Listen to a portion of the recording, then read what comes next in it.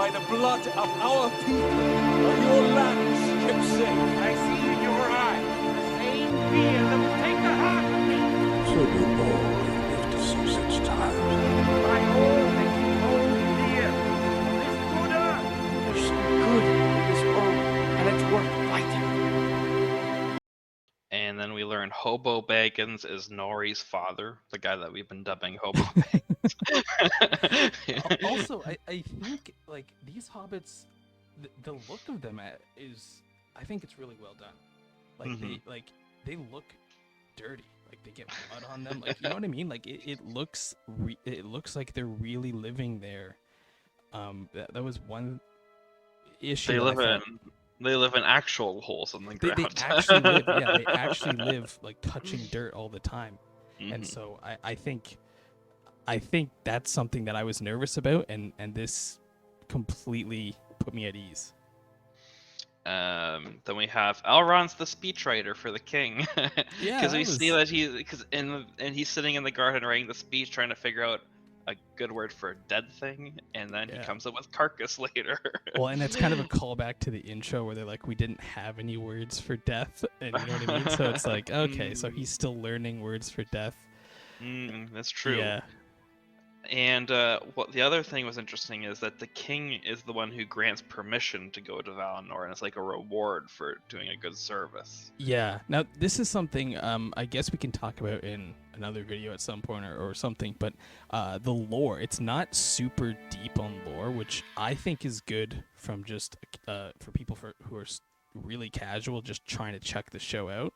But even for someone like me who's read some Tolkien works, but not all, it helps so that it's not just over explaining every aspect of elf life, you know what I mean? So just kind of having like, the king like maybe there's some more to it, but it sounds like the king kind of grants this as a gift and off you go. I like that. I think it's a smart choice. There may be some people who want a lot more talk of the lore in this, and that's understandable, but I think this is really helpful for people to be able to see this and grasp certain aspects right away. And then we end up with back to the human town, and we have a "you people" line. Yeah. The human says "you people" to the elf. What do you mean, you people? Exactly. So I wrote that down. And no, so actually, real quick, while we're there with the "you people," we're about to get to the elf-human relationship. Yes. Yeah, I was wondering. I didn't think it was sold the best. Because it seems like they haven't really spoken that much. Even like it seems a bit. Yeah, it's always been like just kind of quiet. So it sounds like. Yeah. Like they've kind of like noticed each other, but then they're gonna go out on a limb to do some potentially like, I guess unorthodox is the word I would use. Like in terms of. This is not a normal courting ritual, and this is not something that these two have ever done. And it kind of seems a little bit fast. I'm gonna see where this goes, but it just kind of came. Like I didn't realize that they really didn't know much about each other. I mean, I think they do, but it was always just like above the surface. They never he never made a move or whatever. But like You know he what I didn't mean? even know where she was originally from, because we find out. You know what I mean? True. Like he didn't even know that much detail about her. I guess he knew that her husband either ran off or was killed. It's not clear which yet. Yeah. But other than that, he kind of didn't really know a ton. It seems. She actually seemed to know more about him. And I commented that Arondir, that's the elf, the black sylvan elf, he plays very stoically. I like that. I like it too. Like a good callback to like kind of the Legolas a bit. And we see that with both the king and to some extent Celebrimbor, because he's kind of got that like. I mean, he still is sort of seeking out some great artwork, I'll call it, for himself to do, but he does have that kind of presence about him. But you're right, this guy plays it super like straight, and I love it. I like that style of elf, and you know all of those elves do actually. Like all of his fellow elves that are kind of manning that guard tower. they all sort of have that almost humans are evil by like their very nature. You know what I mean? Like you kind of get that talk Yeah. there, which I do like that. I want some of these elves to kind of have that kind of gruffness to them. And I made a note of Alpharin seeds. That was like the healing seeds that she had that you crush gently. Yeah. And then we had some comic relief when Arondir tells his elf companion that you smell like rotten leaves. Yeah, I wasn't sure what that was about. I didn't really understand. Well, it was just funny. He starts smelling himself, and it's just kind of funny. I think Is it that was- because like they're wearing leaves? Was that? I think it's just comic relief. You smell like rotten leaves. And the men of Tirahad. That's the human town we're at right now. They stood with Morgoth back when Morgoth was up there. Right. So, and that's why the elves are watching over them, because they think that they still stand with Morgoth in a way.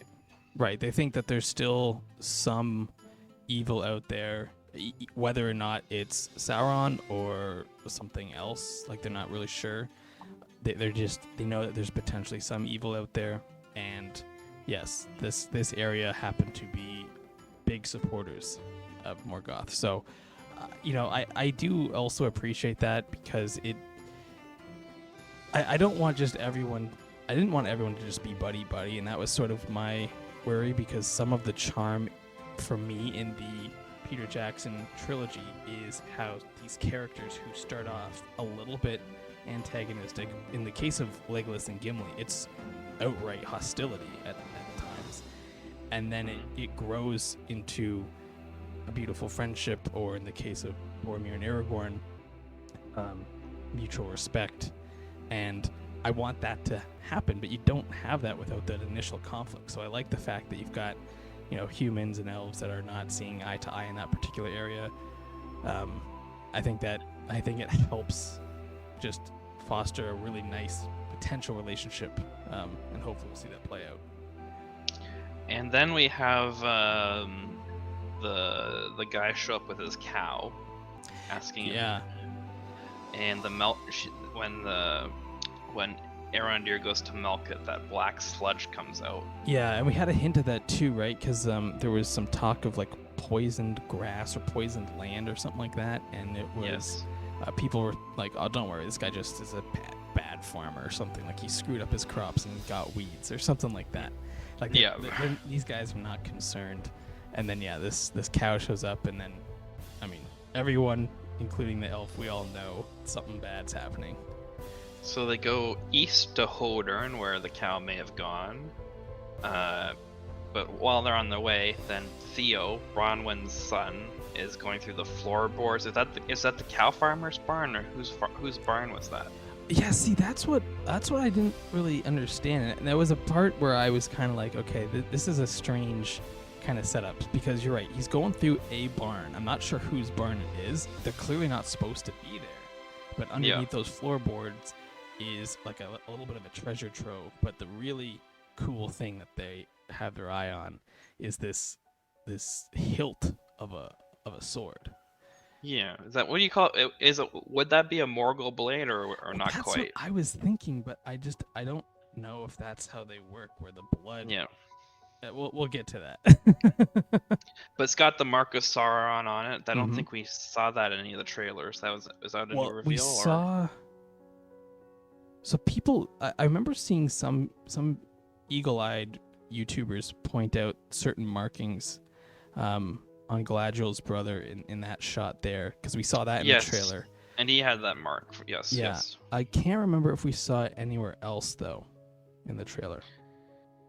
Well, you see it on the ice when they pour the water on it, and you see it on her body, or Mhm. his body. His body.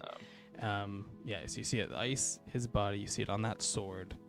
And we know that that's the symbol that Galadriel is searching for, because everywhere she finds it, she's like, "Oh, we're on the right track." So And now we get to the kind of the stuff that's a little baffling. The king verily believes that Sauron is out there, but he's still pulling all the elves from their posts. Yeah. And he says it's because if we send Galadriel out there, she might end up helping or causing the evil to happen. Yeah, but that still doesn't mean you should be pulling the guys from their watch posts. Don't let Galadriel go. I mean, I kind of can see the argument for like not like waking up a sleeping dog or whatever. Yeah. But that doesn't mean we should like, okay, let's take down all our defenses. I'm not sure. Yeah, I think what they were kind of going for was that the evil is dormant, and only by disturbing it would it actually pose a threat. I think that's the idea, and that by Galadriel seeking it out, she would inadvertently wake it up, like you just said. Like, I think that's what they were going for, but I didn't quite get it at the time. I was like, wait, so you do think it's out there, but you're pulling everyone, not just Galadriel, because I know Galadriel's a bit of a loose cannon here, but you're pulling everyone, even just random guys on a watchtower or something. You're just like, nope, everyone back. And it's just like, it's a bit of an overreaction from Galadriel actually finding evidence of evil. And then I made a comment because between the scenes, at least in that first episode, it didn't seem like they did in the second episode, but they were kind of showing the map, and then the camera would move to the location. I thought that was a nice effect. I did too, and I really liked the transition because we would go from the map and then we would zoom into the map, and it would become the land or the water or whatever was happening to us. And then the comet comes, or the meteor comes, and Galadriel jumps out of the boat. Yeah, that was also a weird decision. Like, I didn't realize she was actually going to get on the boat. And then when she was on the boat, I'm like, okay, she's going to be like, turn this ship around. And then she just dips. And I was like, wait a minute, she's going to swim all the way back? Is that her plan? That was her plan. Apparently that was her plan. And then, I don't know if you caught that, but the leaf, when that meteor's coming in the king's hand, a leaf falls. Yeah. And you hear black speech. Yeah. There's black speech. And he turns the leaf over, and you can see the leaf. Which I will not utter here. Yeah. No one's supposed to utter it there. So here's the thing. I don't know if that was for our sake as audience, or if that was in show. So that's one thing where I'm not sure. Like, was he hearing that? I don't think he was. You know what I mean? I think that was just for us to know, like, bad stuff is coming. Like, this is a bad omen. So yeah, I'm not really sure what exactly happened there, because again, like, the meteor fell seemingly very far away from that area, and still it had corrupted a leaf or something, it seems, because the leaf itself is like got like black like sludge on it. And yeah, the episode ends with Meteor Man. Did they make it to... They made it to that village in this episode, or was that the second episode?